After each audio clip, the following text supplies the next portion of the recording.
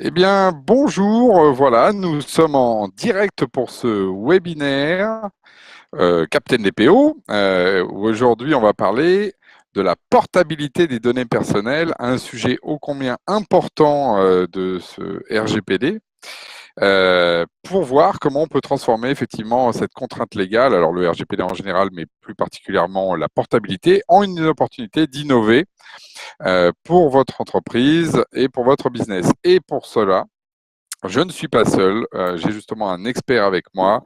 J'ai donc Olivier Dion, qui est le dirigeant fondateur de OneCube, pour m'accompagner. Bonjour Olivier. Bonjour, bonjour à tous. Voilà, ben, ravi de t'avoir avec nous parce qu'effectivement, pour parler portabilité, je vais y revenir en parlant de Captain DPO, mais tu es un des experts en France et très actif sur ce sujet-là et avec une entreprise, en tout cas que nous, Captain DPO, on a repéré comme étant la plus en pointe sur ce sujet. Donc, on est vraiment ravis de partager avec tous les auditeurs d'aujourd'hui de ce webinaire. Donc, je vois arriver Pierre, que je salue, Benoît, Oumaina, Régine, Yveline. Bonjour à tous. Nous allons démarrer ce webinaire. Alors, rapidement, je vais représenter un petit peu Captain DPO et quelques minutes, et puis ensuite, mais même pas 2 minutes, et puis ensuite, tout de suite, on ira dans le vif du sujet de la portabilité, qui est vraiment le sujet qui nous intéresse, et Olivier nous apportera justement toute cette lumière et beaucoup vous aurez d'expertise. Un quart d'heure, 20 minutes, et ensuite, on passera dans les dernières minutes aux questions qui ne manqueront pas de venir sur ce sujet. Donc c'est parti. Alors, Captain EPO, alors pourquoi effectivement on est nous au cœur du processus du RGPD.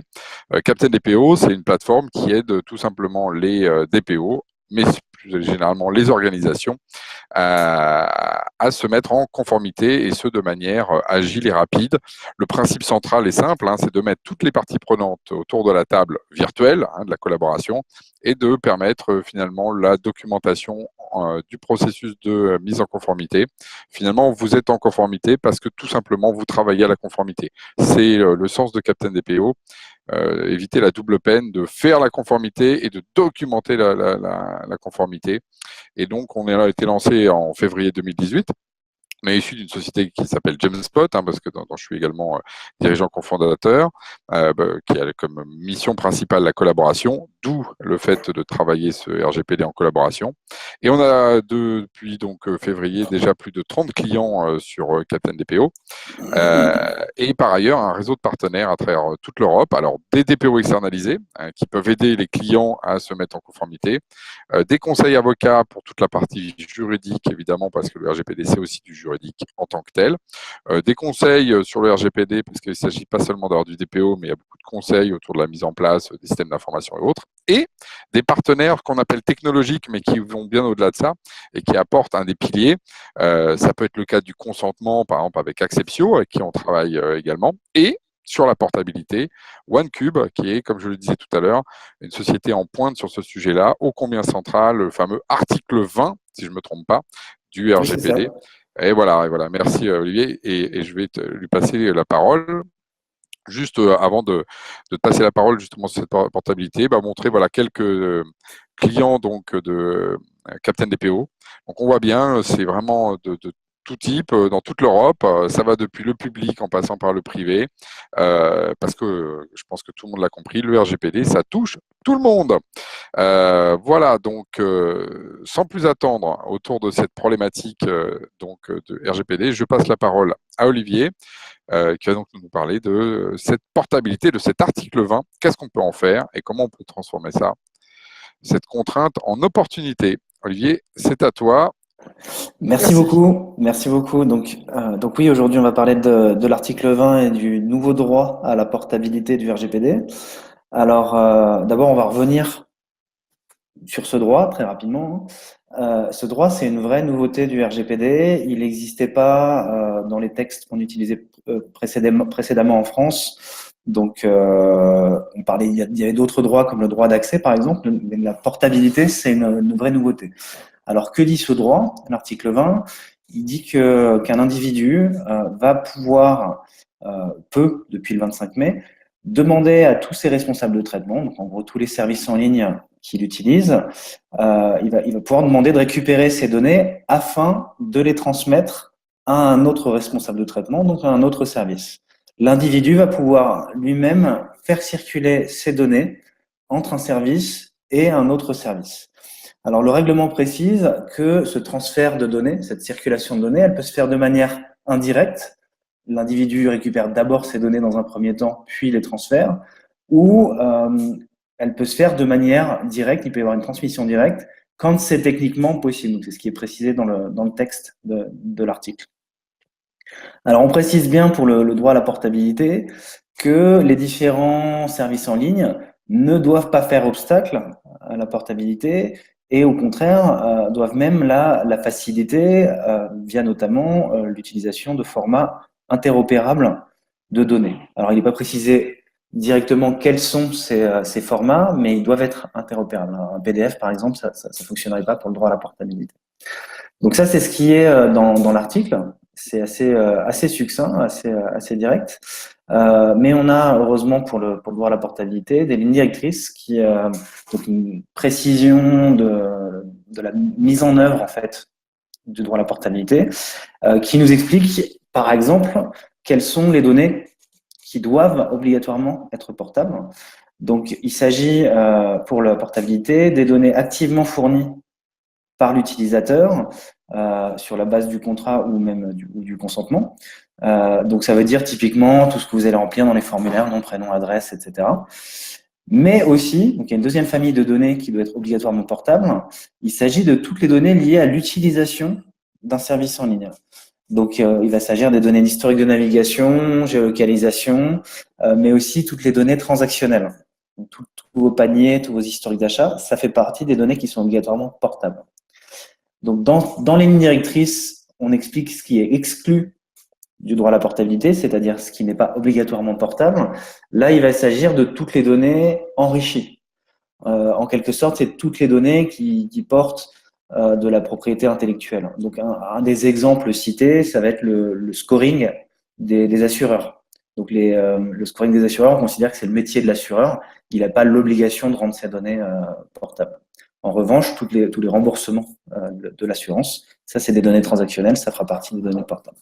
Donc, voilà un peu le contour de ce droit à la portabilité qui est une vraie nouveauté et qui est souvent confondu avec le droit d'accès, mais il faut bien voir que la finalité est différente. Ici, la finalité, c'est de permettre à l'individu de faire circuler ses données, alors que le droit d'accès, c'était bien plus un moyen pour l'individu de contrôler ce que le service en ligne traite comme données sur son compte. C'est vraiment différent. Donc, ce qu'on voit, donc le droit à la portabilité, il est mis en place depuis le 25 mai 2018 et on voit que pour l'instant, il a énormément de mal à décoller et on voit que c'est assez mal compris finalement à ce jour, la portabilité, par la plupart des entreprises. Donc, ce qui est mal compris, en fait, c'est qu'il y a une confusion avec le droit à la portabilité entre ce nouveau droit et la portabilité qui a démarré en 2004, c'est la portabilité du numéro de téléphone mobile qui a permis de fluidifier donc le marché. Donc un individu pouvait récupérer son numéro de téléphone et le transférer à son nouvel opérateur pour faciliter le passage de l'un à l'autre. Donc ça, c'était une portabilité concurrentielle. Ça fait partie du droit à la portabilité 2018 et on essaie d'appliquer cette portabilité concurrentielle à tous les domaines, pas uniquement les télécoms, mais la banque, l'assurance, l'énergie, etc. Donc ça fait effectivement partie de la problématique du droit à la portabilité. Mais dans le droit à la portabilité, rien ne dit que le responsable de traitement 1 et le responsable de traitement 2 qui s'échangent vos données personnelles à votre demande ne doivent être concurrents. Ils ne le sont pas forcément. Et donc, dans le cas où ils ne sont pas concurrents, on a une portabilité complémentaire. On a deux services qui ont un intérêt commercial, innovation, à s'échanger de la donnée. Et c'est vous qui activez un flux de données. C'est vous qui activez un échange de données. Donc ici, on parle de, donc c'est nos propres termes. Nous, on parle de portabilité complémentaire. Donc il y a deux pans dans la portabilité concurrentielle et la portabilité complémentaire. Et souvent, les entreprises ne voient que la portabilité concurrentielle. Elles en ont très peur et n'ont finalement aucune envie de la facilité, y compris aujourd'hui d'ailleurs. On voit que peu d'entreprises ont déjà déployé des moyens de facilitation de la portabilité. Donc la portabilité concurrentielle vise à proposer un marché plus fluide aux consommateurs européens, et la portabilité complémentaire vise à développer des opportunités d'innovation en interconnectant des services existants. Compétition, coopération ou les deux, en fait les deux. Il s'agit pour les entreprises d'une sorte, si la portabilité se développe, et je souhaite qu'elle se développe, il s'agit d'un choix au cas par cas entre coopération et compétition. La compétition existait déjà, la coopération, c'est une nouvelle notion introduite grâce à la portabilité. Donc, en quoi la portabilité est une révolution? Donc, l'individu va pouvoir retrouver la maîtrise sur ses données personnelles et va pouvoir les faire circuler librement, en fait, entre tous ces systèmes, entre tous ces outils. Il y aura beaucoup moins de formulaires à remplir. En fait, plus besoin de remplir un formulaire si la donnée existe déjà quelque part, il suffit de la porter. Et il va pouvoir, en fait, personnaliser tous ces services en ligne là où il le souhaite. Il va pouvoir ramener très rapidement toutes ces données là où il le souhaite. Pour les organisations, pour les entreprises, les administrations, il s'agit, avec la portabilité, d'interconnecter leurs services avec tous les autres, de proposer des parcours d'utilisation fluides et une personnalisation très poussée avec l'accord de l'individu. Donc, chaque service va au final se placer dans un écosystème où il va importer de la donnée provenant d'autres services et exporter de la donnée vers d'autres services. Donc, j'ai fait une petite liste là depuis quelques mois et le RGPD et finalement les premiers retours des entreprises sur le droit à la portabilité. Et voilà les problèmes rencontrés, voilà ce qu'on observe. Alors, le premier problème finalement, c'est que les usages ne sont pas compris. Rien n'est proposé côté entreprise. Les entreprises ne mettent pas ou peu en place de cas d'usage de portabilité réelle. Et du côté des individus, forcément, on n'a pas de demande. La portabilité, ça reste un droit très théorique. Mais finalement, mes données, si je peux juste les récupérer et si je peux rien en faire, si je peux pas les transférer vers d'autres services en ligne pour en faire quelque chose, je comprends pas de quoi il s'agit. Et pour moi, en tant qu'individu, le droit à portabilité, ça reste complètement abstrait. Donc ici, pour la portabilité, pour l'instant, on en est encore là. Ensuite, il y a la peur concurrentielle, il y a la peur de la portabilité concurrentielle, donc peur de donner des informations pour chaque entreprise, peur de donner des informations clients à ses concurrents. Ensuite, il y a la question du business model. Les entreprises ont peur d'avoir investi pour produire de la donnée personnelle au travers de leurs services et ne comprennent pas vraiment la question du business model derrière le droit à la portabilité et ont peur de devoir y laisser un accès libre et totalement gratuit à ces données. Donc, il y a une peur d'un manque à gagner. Ensuite, il y a les aspects légaux autour de la portabilité qui sont qui font peser un risque sur le sujet. Donc, on voit qu'il y a un vrai manque de confiance pour les entreprises à faire circuler leurs données vers d'autres responsables de traitement qu'ils ne connaissent pas ou peu. On nous a fait plusieurs références à l'affaire Cambridge Analytica et à ce qui pourrait se passer si des données extraites du système d'info d'une entreprise étaient mal utilisées par des acteurs tiers. Donc ça pose plus généralement la question de la chaîne de la responsabilité, une chaîne de responsabilité du traitement de la donnée personnelle. Et chaque acteur a peur finalement de participer à cette chaîne, de contribuer à cette chaîne et de se retrouver embarqué dans un scandale, tout simplement. Ensuite, on a des blocages techniques, donc on a des CRM assez très hétérogènes et des protocoles d'échange de communication également très hétérogènes. Et finalement, comme le régulateur européen, donc la CNIL pour la France, n'a pas donné d'indications précises sur les outils à utiliser, on est un peu, on attend finalement que le marché trouve ses propres méthodes, ses propres standards pour faire circuler la donnée pour la rendre portable. Donc voilà, dans technique aussi, j'ai mis donc la question des standards. Si on rentre dans le détail, donc les standards, ça veut dire donc les protocoles de communication, mais aussi les formats de données. Et quelque chose de très important, les catalogues de références de données. Par exemple, des listes de produits, pour être sûr qu'on parle de la même chose, une liste de produits avec les codes barres et le détail de tous les produits.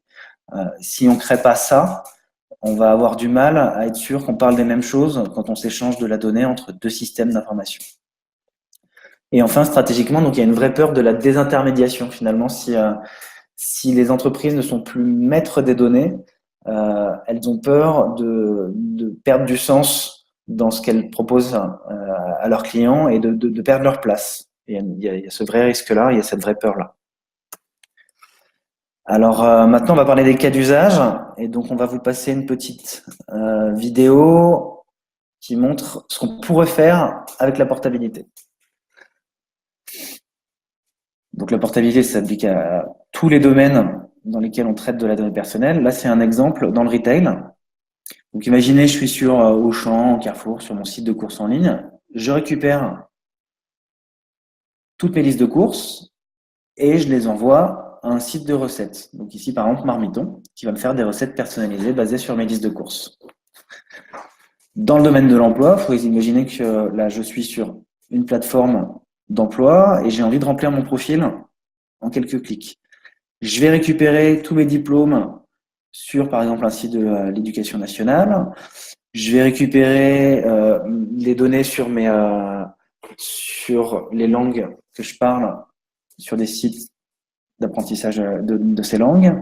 Et je vais récupérer, par exemple, mon expérience pro sur un réseau social professionnel.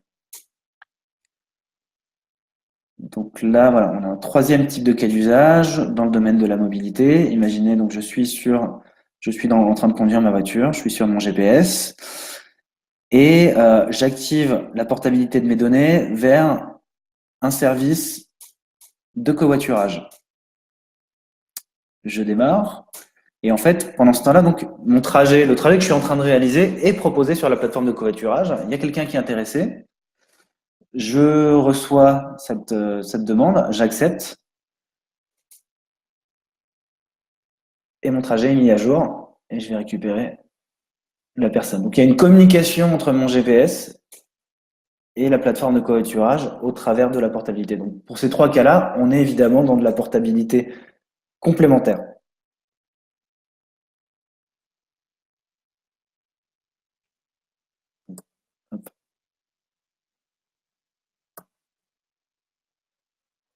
Très bien.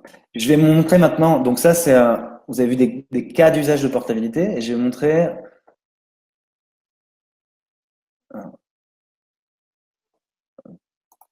Oui, pardon. On va parler des architectures possibles pour la portabilité. Donc finalement, il y a différents moyens de mettre en place la portabilité.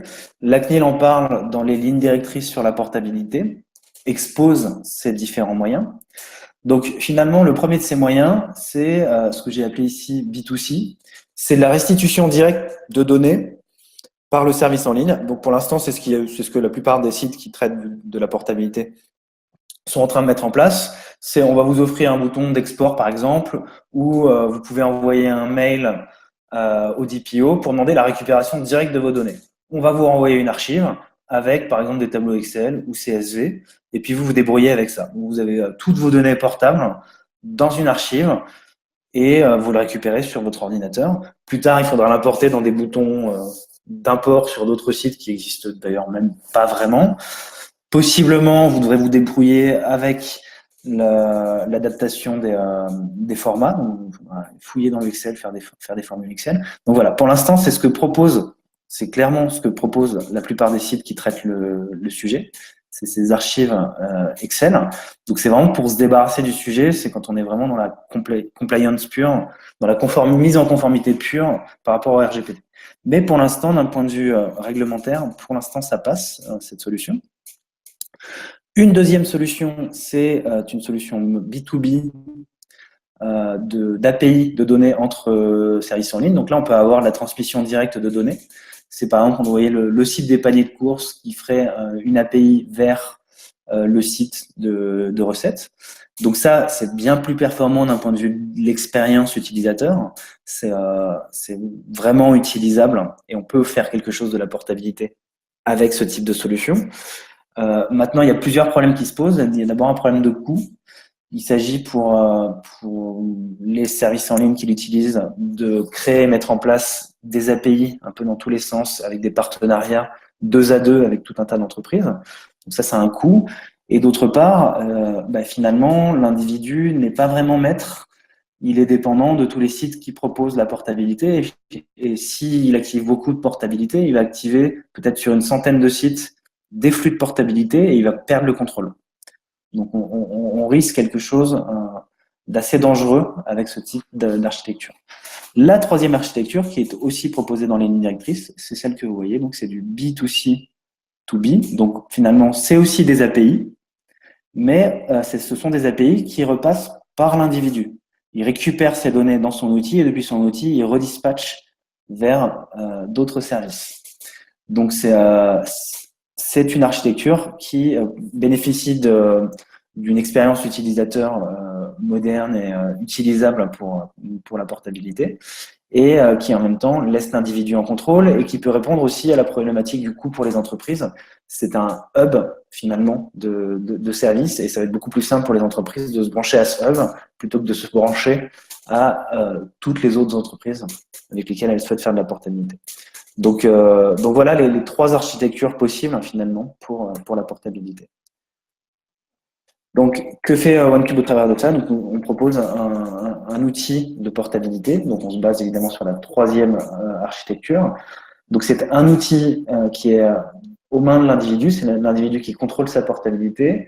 Et les entreprises peuvent exporter de la donnée provenant d'autres services ou importer de la donnée provenant d'autres services.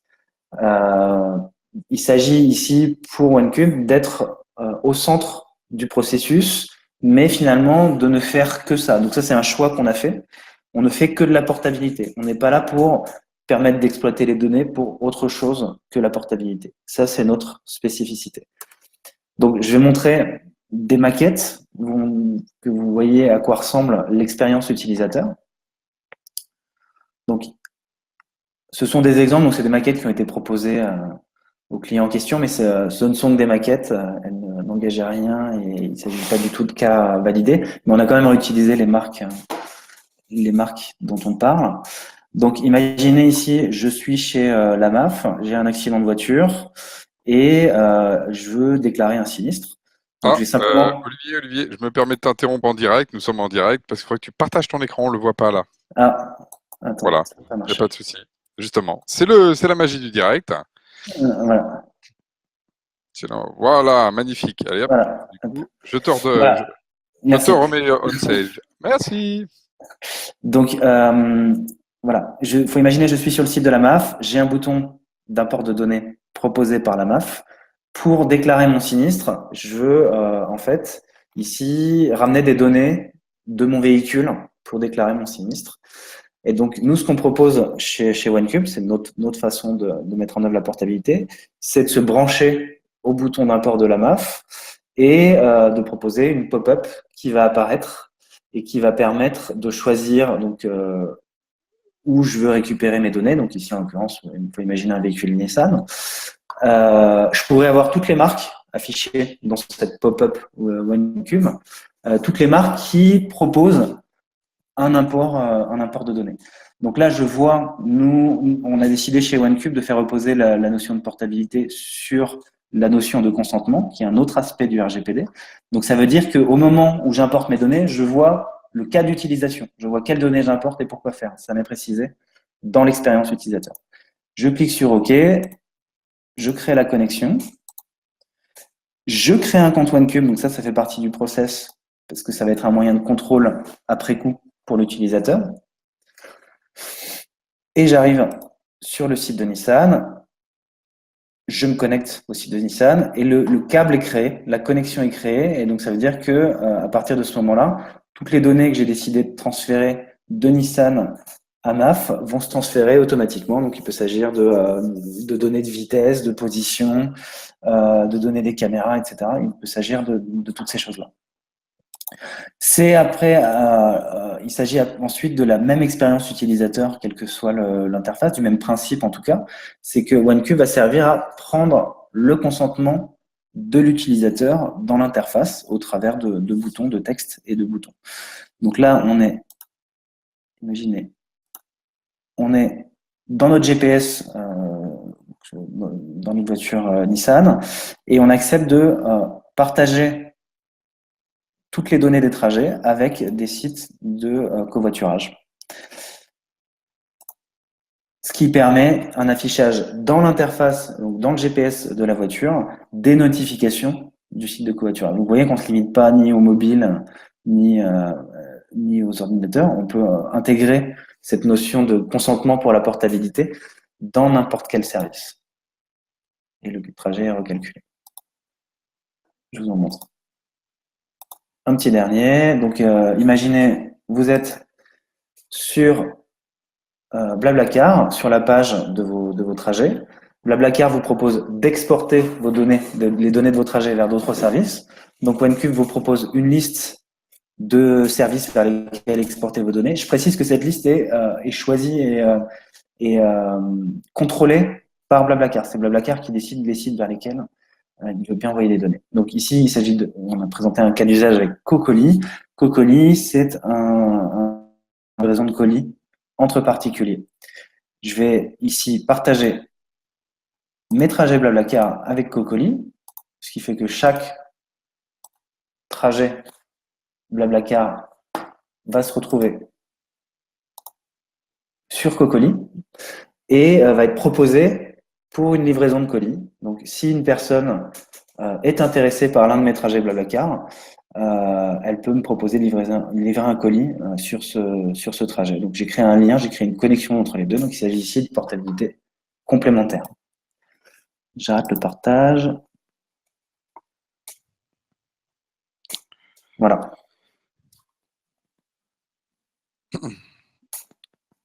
Donc, voilà, j'ai fait le tour. Bah, très bien, lui. Non, mais c'était. Écoute, je pense que c'est à la fois très clair, pourtant pour un sujet qui est quand même assez dense, hein, parce que comme tu le dis, la portabilité, on voit bien, c'est plein de dimensions. Je pense que les derniers exemples d'usage donnent bien aussi tout le potentiel business qu'on peut avoir de ça. Effectivement, entre ton Blablacar et ton Cocoli, on voit bien comment ces deux entreprises, là en l'occurrence, je crois que c'est la même, hein, Cocoli c'est Blablacar, mais deux entreprises qui peuvent Non, être compétiteurs. c'est une start-up. C'est une Et une start-up. startup, Mais ben voilà, donc c'est comment un voilà. écosystème, très bien, bah, justement, peut justement créer de la valeur ensemble. Voilà, tout à fait, à travers Exactement. cette logique de portabilité. Alors, je pense que c'est très clair. Alors du coup, je propose de passer aux questions. Qui ne manqueront pas de venir sur ce sujet. Alors, donc là, hop, que ce soit dans le chat ou dans le module questions, hein, comme vous voulez, à vos questions. Moi, en tout cas, il m'en est venu déjà des questions, mais j'attends de voir si les participants, voilà, Benoît, Lucas, Sandrine, Oumaima, Noël, Evelyne, Pierre, Régine, je vous en prie, allez-y, n'hésitez pas. C'est le moment de poser des questions à Olivier sur la portabilité. Bon, en attendant que justement chacun, comme souvent, la première question est la plus difficile à poser. Finalement, si on réfléchit, est-ce qu'il y a des standards d'échange de data? Question, est-ce qu'il y a déjà des standards qui existent, à part le bon vieux Excel que tu nous as donné effectivement en introduction? Alors non, il n'y en a pas. Donc l'ECNIL européenne estime que c'est pas leur rôle, et elles ont certainement raison. C'est pas leur rôle de proposer un standard technique. Donc c'est un peu la portabilité, c'est un peu le droit qui devance l'innovation et qui dit bah, nous on veut que ça puisse se passer comme ça. Mhm. Maintenant à vous, c'est au marché de trouver comment on fait. Donc il n'y avait pas vraiment ce besoin-là avant. Les peu d'entreprises faisaient circuler les données personnelles. Les GAFA le faisaient beaucoup depuis plusieurs années, mais les autres beaucoup moins. Donc finalement, il n'y avait pas le besoin et il y avait des standards, mais des standards ponctuels. Des vrais standards de portabilité, on voit ça apparaître, on voit des propositions apparaître finalement depuis avril-mai 2018. Oui. Tout est lié au RGPD. Tiens, Alors j'allais dire, ça tombe bien, le 25 mai, il s'est passé quelque chose dans la nuit voilà. du 25 mai au Donc 26 mai. voilà, tout le monde. Et alors c'est souvent des projets qui étaient là depuis plusieurs années. Et donc on a vu ça apparaître. Donc on a vu, je peux en citer quelques-uns. Donc la norme, une norme ISO dans le domaine de l'automobile, du véhicule connecté, de l'automobile connecté. Donc ça c'est un D'accord. consortium allemand avec tous les gros de l'industrie automobile allemande. On a entendu parler donc récemment du DTP, donc le Data Transfer Project. C'est un projet de standard de portabilité des GAFA, Oui, j'ai vu ça passer. Du coup, qui est pour le coup, salon-le, qui est intéressant. qui est très intéressant. Je trouve Ouais, que c'est voilà. la meilleure initiative, la plus Donc, complète dans ce nos que j'ai vu. GAFA seraient-ils en train d'arriver à l'âge de raison et de changer leur... Non, Non! non, c'est pas ça. Je porte pas de jugement de valeur là-dessus. C'est simplement que les GAFA comprennent le sujet de l'identité et font circuler la donnée, la rendre portable, depuis longtemps en fait. Donc ils étaient assez bien positionnés sur le sujet. C'était assez pertinent. Ils ont compris la valeur de la circulation de la donnée, que toute la valeur de la donnée ne résidait pas dans le stockage. Alors justement, parlons de circulation, une question de Noël très intéressante. Bonjour, peut-on revenir en arrière une fois la portabilité complémentaire réalisée et demander à ce que nos données soient effacées? Et oui, voilà, comment est-ce qu'on assure la transition? Ah, Alors, bonne question de Noël. oui, alors il s'agit d'un autre droit, il ne s'agit pas du droit à la portabilité, la question de la suppression, mais il y a pas de souci avec le fait de demander. Alors déjà nous, dans la portabilité qu'on propose, c'est une portabilité basée sur le consentement. Un des aspects fondamentaux du consentement, c'est qu'il doit être révocable à tout moment. Donc quand c'est révoqué, on coupe le flux. S'il s'agit de la portabilité de mes paniers de courses, par exemple, je coupe le flux, c'est-à-dire plus aucun de mes paniers de courses n'arrivera sur le site de recette. Maintenant, il faut que je formule une deuxième demande si je veux supprimer mes données d'historique qui avaient déjà été transmises. Mais il n'y a pas de Hmm. problème pour transmettre cette demande. Et même, voilà, on va y réfléchir à la faire passer cette demande par OneCube ou à D'accord, laisser donc la on a bien personne. une Mais il n'y a pas transitivité de de, demande qui fait que, et comme le RGPD est transitif, si je demande à un fournisseur, il doit lui-même répercuter à ses sous-traitants ces informations-là. il doit répercuter. Après, ça dépend aussi, bon, je ne vais pas rentrer dans ce détail légal là, ça dépend aussi de ma qualité en tant qu'outil de mandataire ou pas, des demandes de l'individu. Mais on va traiter ces questions-là pour proposer l'expérience utilisateur la plus fluide possible. Oui, je pense que c'est un élément de réassurance. Alors, deuxième question posée par Sandrine, qui demande la portabilité dans les RH, quid? Alors oui, la portabilité en RH, on a vu beaucoup de débuts de demandes. Après, il y a la question de la mise en place qui est tout autre. Notamment autour, alors des données pour le recrutement, faire venir dans Oui. le système RH des données qui viennent des sites d'emploi, des organismes de formation ou d'autres entreprises dans le SIRH pour faire des choix de recrutement. Donc c'est la personne elle-même qui rapatrie des données à elle. On a une Mhm. on a un cas de portabilité en discussion là, en ce moment, c'est un organisme de formation qui veut permettre de l'export des données de l'étudiant, donc c'est les projets réalisés, c'est en informatique, les projets réalisés, vers des SIRH d'entreprise. Comme ça, les recruteurs de l'entreprise peuvent vraiment regarder concrètement les projets réalisés par le candidat. Ensuite, il y a toutes les données, donc c'est tout ce qui est sur la partie recrutement. Ensuite, il y a toutes les données de vie du salarié, toutes ces données, par exemple, de bulletin de salaire, etc., qui va Et avoir oui. besoin de porter pour tout un tas de démarches administratives. Et donc voilà, il y a de l'export. Donc en import, il y a toutes les données pour recruter, et en export, il y a toutes les données pour faciliter la vie administrative du salarié. Et aussi, D'ailleurs, je j'ajoute rebondis vas-y, là-dessus vas-y. en termes RH, parce qu'il y a aussi. Quel lien tu fais, toi, entre la portabilité et ce qu'on appelle les coffres-forts électroniques? Parce que finalement, là, j'entends mettre les fiches de paye, par exemple. Est-ce que finalement, les coffres-forts électroniques ne sont pas une forme ancestrale de l'action de la portabilité? Ouais, c'est exactement ça.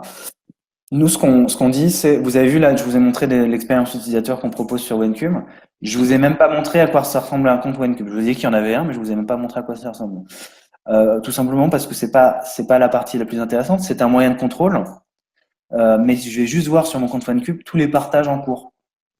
Je vais pas passer du temps à voir mes données, les trier, etc. sur mon compte WenCube. Nous, on est là pour la faire circuler. Pour nous, c'est ça la portabilité. On est là pour la faire circuler. Donc oui, les ancêtres de nos outils, c'est bien les coffres-forts numériques. Mais justement, on veut aller plus loin que le coffre-fort numérique. Je vois Hmm. pas en fait vraiment l'intérêt d'avoir toutes ces données au même endroit. Hmm. Si on Oui, les c'est ça. C'est-à-dire que si on leur un permet de faire coffre-fort, c'est aussi un circuler, risque quelque part, et puis c'est de donner toutes ces informations personnelles, peut-être pour quelqu'un. Donc effectivement, il y a un risque derrière ça. il y a le risque. Vas-y. Autre, donc voilà, est-ce que Benoît, Lucas, Yveline, Pierre, Wama, Régine, est-ce que vous avez une question? Allez-y, c'est le moment. Moi, j'en ai une autre pour toi, Olivier, parce que du coup, de toute façon, la portabilité, comme tu le sais, moi, c'est un sujet qui, du coup, est inépuisable, mais ça, tu en es bien l'exemple. Alors, quels sont les business models qui se cachent derrière la portabilité, finalement? Qu'est-ce qu'on peut imaginer comme business model Alors, pour les... alors, le régulateur européen veut que ce soit gratuit pour l'individu. La demande de droit à la portabilité de Donc ce là, côté. c'est un élément clair. Voilà, là, C'est pour un l'individu, élément c'est clair. gratuit. Très On bien. peut lui faire payer des services additionnels, mais Mhm. la demande de portabilité en tant que telle, elle doit être gratuite.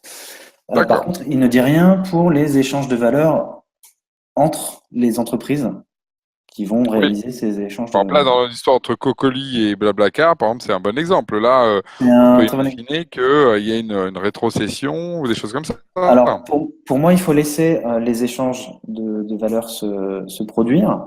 Sinon, on va avoir des acteurs qui vont vraiment pas vouloir jouer le jeu. Déjà que c'est difficile de mettre en route tout ça, il faut vraiment leur donner un cadre pour qu'ils le fassent au mieux et que ça corresponde à ce qu'ils font habituellement. Ce qu'ils font habituellement, ce qui se fait habituellement quand une entreprise propose des API de données, elle considère qu'elle a dépensé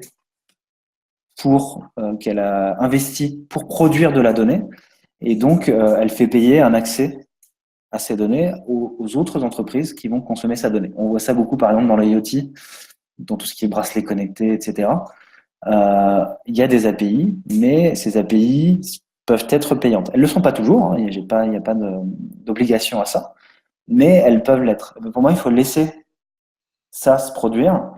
Et finalement, pour le cas Blablacar Cocoli, c'est assez intéressant. Donc ça voudrait dire que Cocoli paye Blablacar et Cocoli, ça lui ferait